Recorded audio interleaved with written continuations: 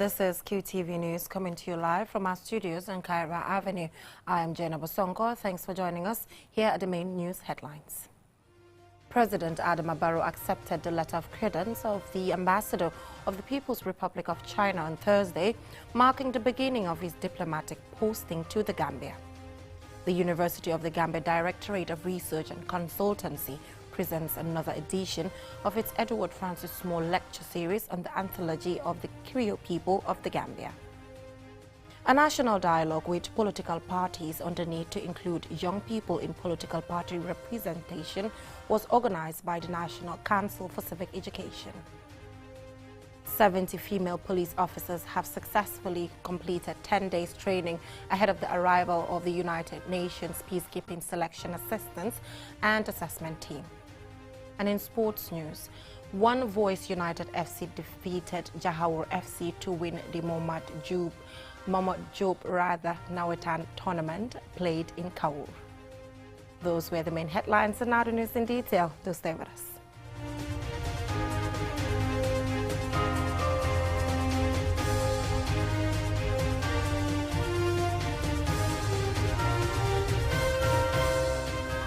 Thank you for joining us. If you're just tuning in, you're watching QTV News, and I am Jenna Bosonko. Now, President Adama Barrow accepted the letter of credence of the ambassador of the People's Republic of China on Thursday, marking the beginning of his diplomatic posting in the Gambia. China's new ambassador pledges to further strengthen China-Gambia cooperation on socio-economic development. Mamadou Lamin Choi has the rest of that story.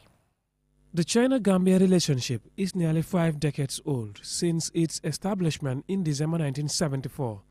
In this diplomatic relationship, both countries have enjoyed diplomatic cooperation anchored on mutual respect and support for socio-economic development.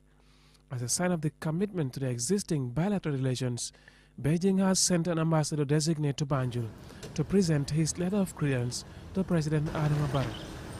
The ambassador designate is warmly welcomed to a formal ceremony with a guard of honor.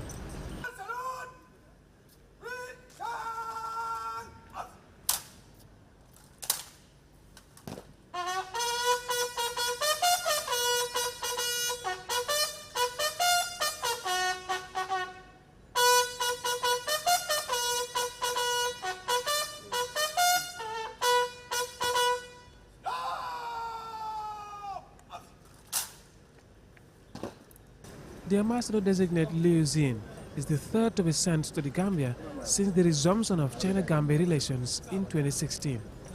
At this accreditation ceremony, President Adama Barrow accepted Ambassador Liu's letter of credence, marking the official beginning of his ambassadorship in the Gambia.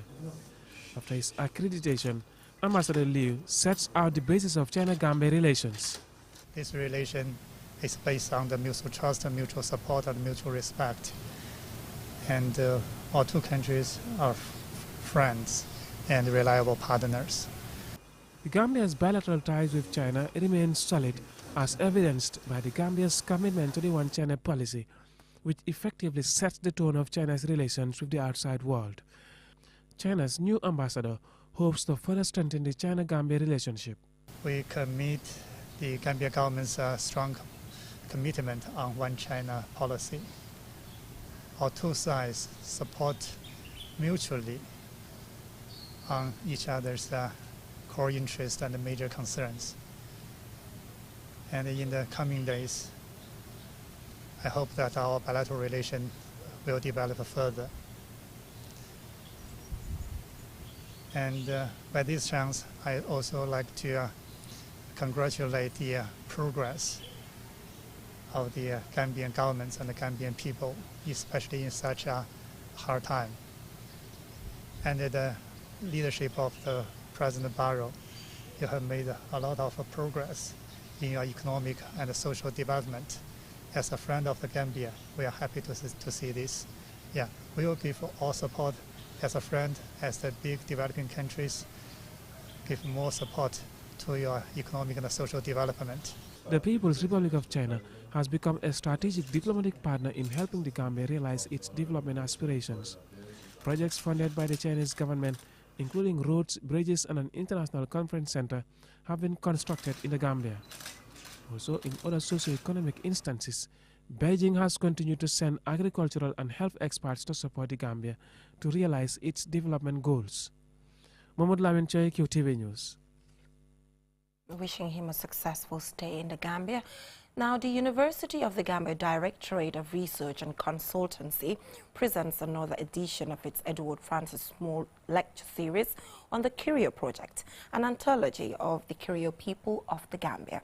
The research was conducted by a team led by Nana Gray Johnson, the project's principal investigator and a senior lecturer at the University of the Gambia.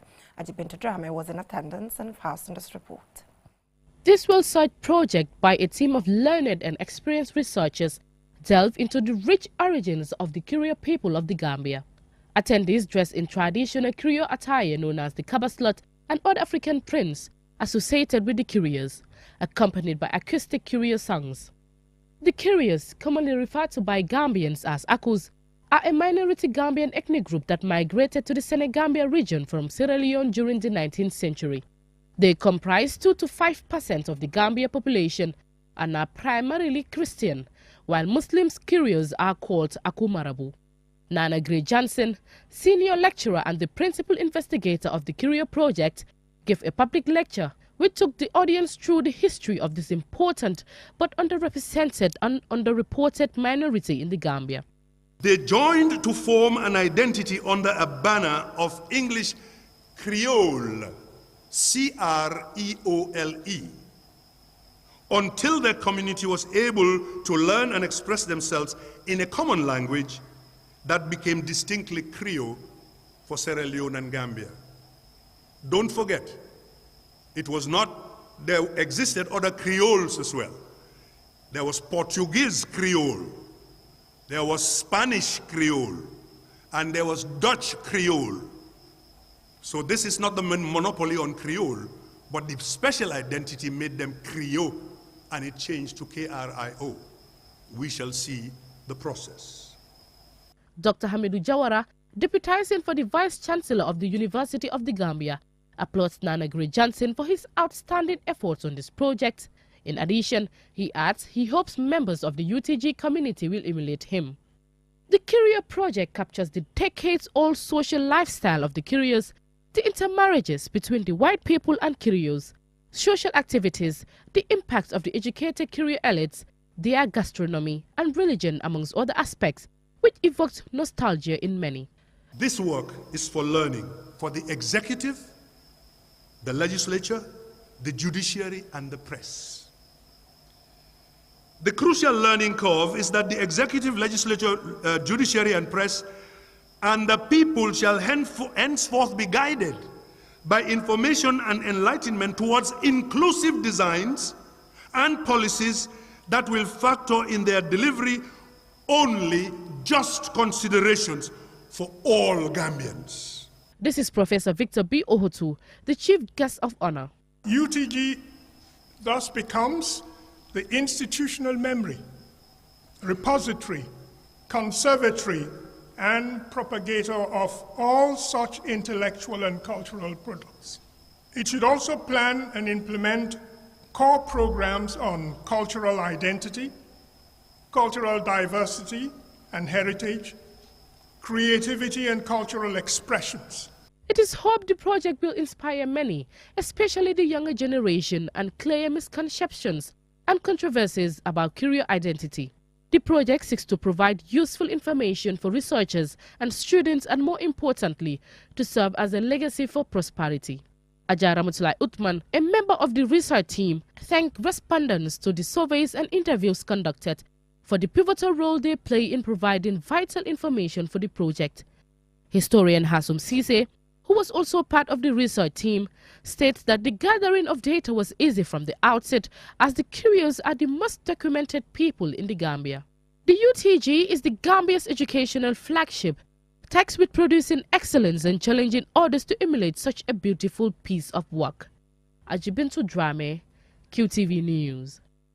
Interesting piece there by my colleague Ajibintu Drame. Now moving on, a national dialogue with political parties on the need to include young people in political party leadership positions was organized by the National Council for Civic Education. I was in attendance and here's my report. The dialogue was organized by the National Council for Civic Education ahead of the Congress of Political Parties and next April's local government elections.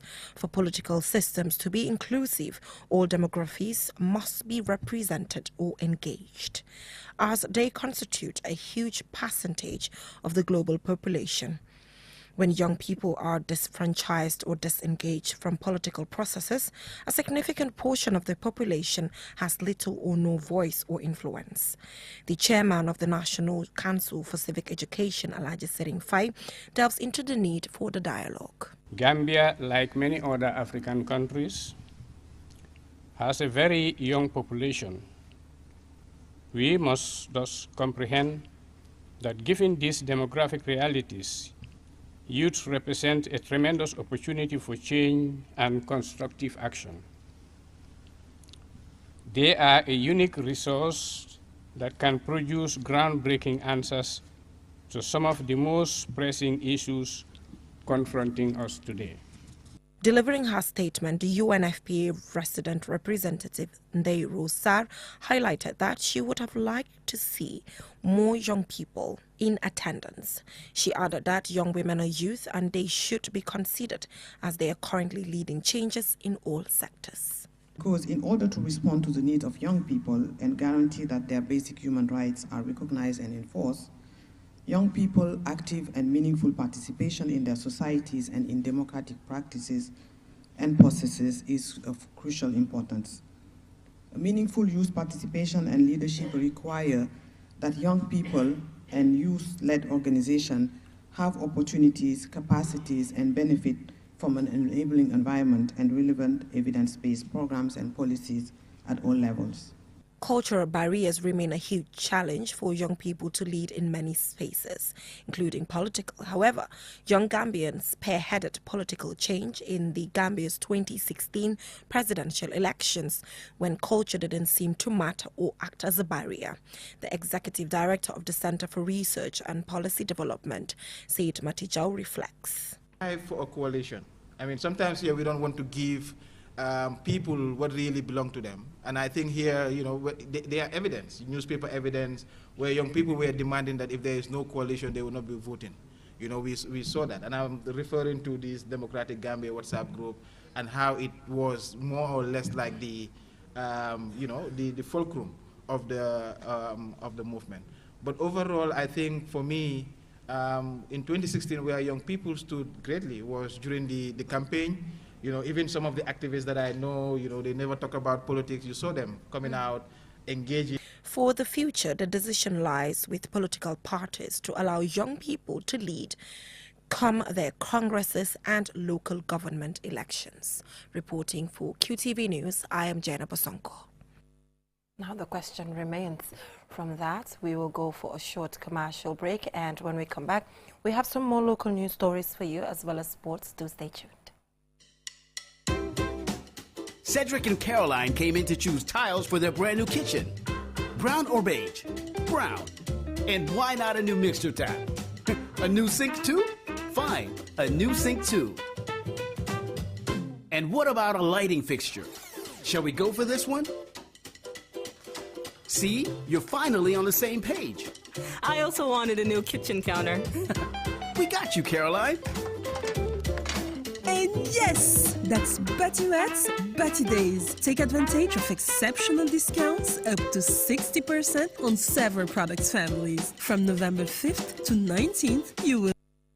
Ken du ko jeex liko waral moy QTV ak Marketplace dañoo tàmm di won réew mi li nga xamantene moy quality fashion tegu ci temps xew ci jamono neex xool lool ma tàmm ci Marketplace day jël caméramanam dugg ci biir réew mi seet li nga xamantene sunuy xale yi réew dañu ko bëgg ndax ñoom dañoo coquette lool seet li gën te gën a gën ñu indil leen ko fii ci biir QTV ngeen di ko seetaan ci àddina wërngal këpp man namatuma flight jam de li ko waral mooy lépp lu ma daan wuti bitim réew mu ngi fii ci biir réew mi waaye da nga koo bëgg a gis da nga koo bëgg a xam da nga naan jàkk marketplace dafa fas yéene ñëwaat 2022 bii ànd ak QTV nee nañ kee ngay daxee boo ko mënu la jot li ci sa loxo nga koy sànni moo waral QTV bëgg a sànni seeni programme seeni product yéen teelo yi yéen designers yi ci biir marketplace boo sànnee day dal de bëgg ngaa sànni da nga jël seeni nomba nga jokkoo ak ñoom ñu fekk si la ci sa diiwaan wane la lu coquette li nga am pour réew mi 324 4444 ak marketplace dama ciy toogee nu ma neexee ndax lépp lu ma fay gis day tëgg sa bëm.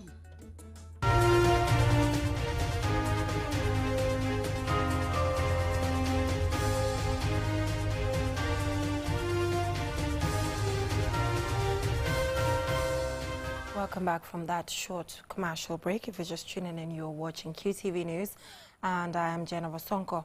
Now, 70 female police officers have successfully completed 10 days training ahead of the arrival of the United Nations Peacekeeping Selection Assistance and Assessment Team. The officers are being prepared for possible peacekeeping operations development. Aliou Cisse reports. The closing ceremony is a culmination of an intensive 2 weeks pre-United Nations Peacekeeping Selection Assistance and Assessment Team SART training to enhance their capacities for the actual SART exercise. After a rigorous selection process and having undergone this training, these 70 female police officers are now equipped with valuable knowledge as they prepare for the SART, whose team is expected in the country on 13 November. Cadet Mohamed White Dabo, deputy spokesman of the Gambia Police Force, said the exercise is part of ongoing efforts by the police command to empower women. He urged the trainees to use the knowledge gained to better prepare for the SART assessment. I am pretty sure that the trainings that you have benefited, both theoretically and practically, will be utilized once you are disposed or deployed in the field to demonstrate those skills and techniques. The training was organized through the Office of the Commissioner, International Affairs Unit of the Gambia Police Force by Norwegian and Swedish instructors. Commissioner Lamin L.K. Bojang, head of International Affairs Unit of the Police, said the Gambia, like many other countries, is investing to increase women's representation in UN peacekeeping missions. He urged them to share the knowledge with their colleagues who did not have the opportunity to attend the training.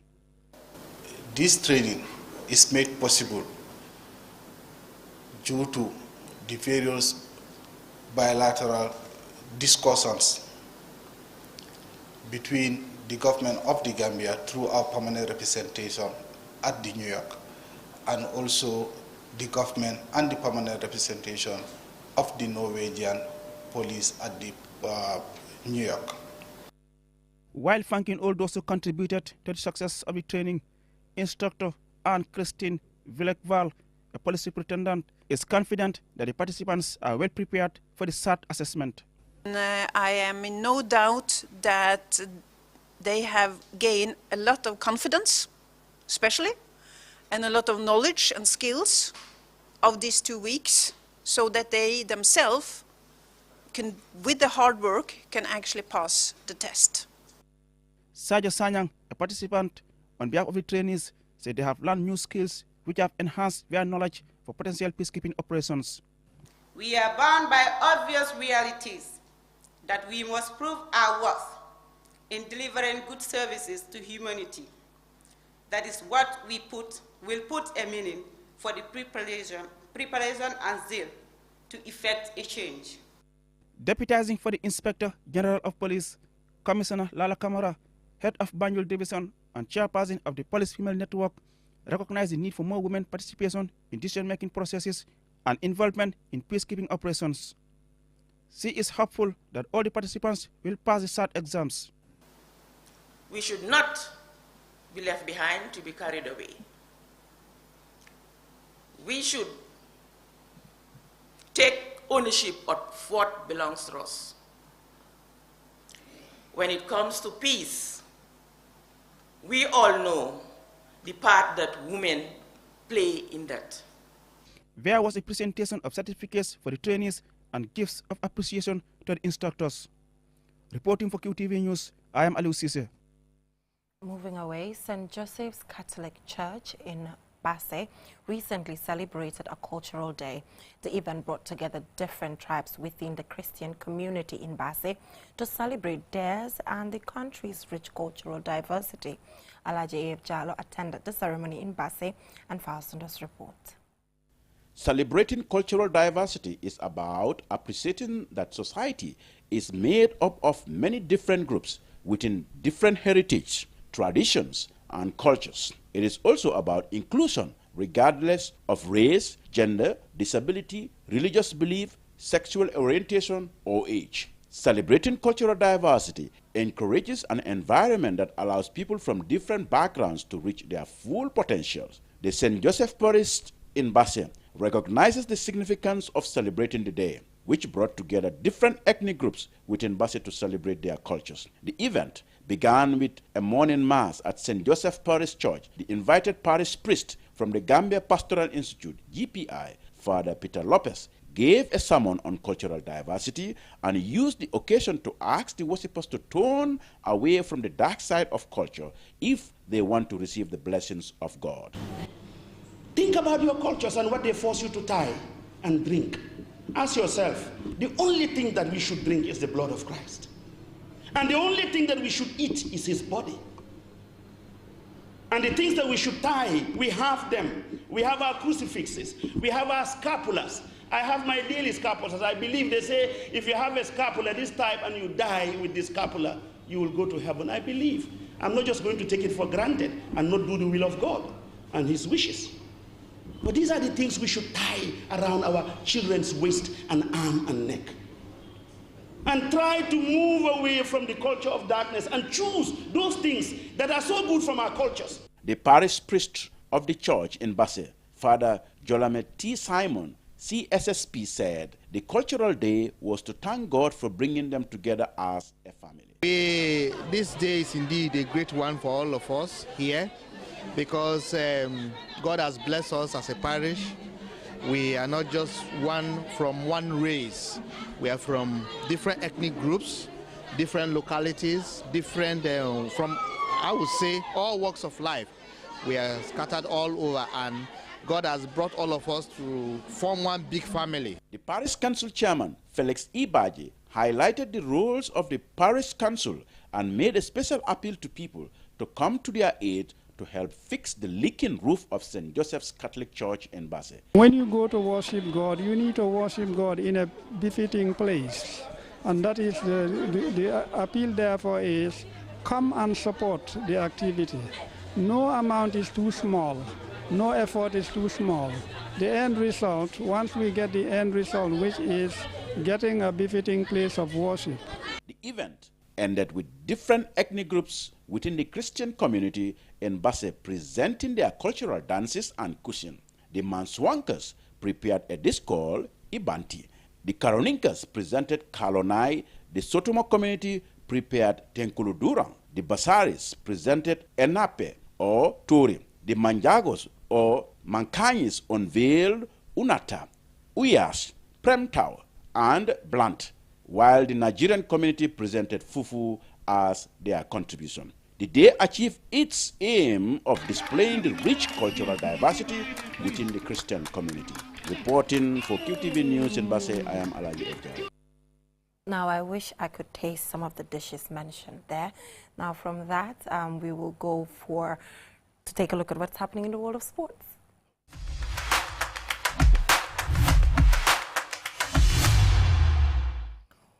One Voice United FC defeated Johor FC to win the Mahmoud Job Nawetan tournament played in Kaur in the North Bank region. Don Williams attended, and this is his report narrated by Churchill Balte. There was a huge turnout at Kaur football field as spectators from all walks of life attended the final between the two giants of Kaur. Both teams were led onto the pitch by the referees from Farafenni. One Voice United FC were in blue jerseys, while their opponents, Johor FC, were in yellow.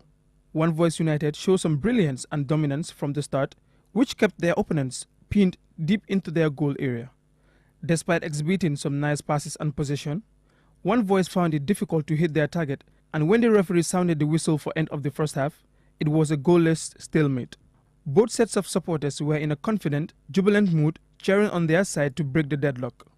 15 minutes into the second half, Demba Jallow of One Voice went past a Jahor FC defender on the edge of the box and wasted no time in shooting past the goalkeeper, sending his team's supporters wild. Jahor FC fought back to get back on terms, but to no avail until the referee blew the final whistle. Demba Jallow's goal had been enough to settle the match and claim the victory. The excited coach of One Voice FC expressed his delight at the victory this year after missing out last year. Last year we competed and then it was the final that we were beaten and then we lost to Janekunda, but this year also we come with force and then we are lucky to be the champions of this year. Though it was not by miracle, everything has to go with training. And then our boys plus our supporters always do encourage us. This is why our boys fight up to the last end. And then we are also saying to our opponents, that is Jahor, hard luck and then better luck next time. The coach of Jahor FC, Babukar Gay, said he was happy with his boys' performance despite losing. There were 17 teams and we made it to the final, so we are winners. I thank the boys for their wonderful performance. The sponsors of the tournament, Mohamed S.M. Job and Ibu Jallow, are delighted that the tournament was successful.